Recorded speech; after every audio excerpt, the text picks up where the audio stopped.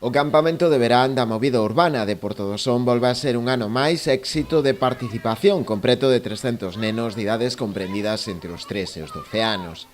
A proposta que o Concello promove polo verán busca a conciliación da vida laboral e familiar. O Concello é unha actividade puntual porque en toda a Barbanza creo que somos o Concello que máis prazas ofrece, 300 prazas.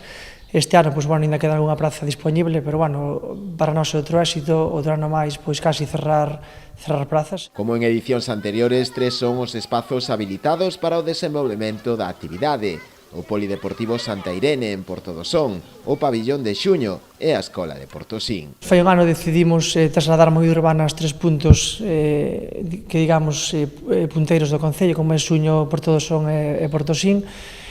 Temos rapaces en todos neses 3 puntos, máis ou menos sobre 120 en Portodosón, 80 en Portosín e 50 rapaces e rapaces en Xuño, ofrecendo todo tipo de actividades deportivas, culturales, recreativas. O horario habitual da actividade de 10 da mañá a 2 da tarde, ampliándose nesta edición a un día máis, de luns a venres. Este ano aumentamos un día máis, antes era de lunes a xoves, este ano aumentamos o viernes. En varias quendas prolongarase ata o próximo 14 de agosto.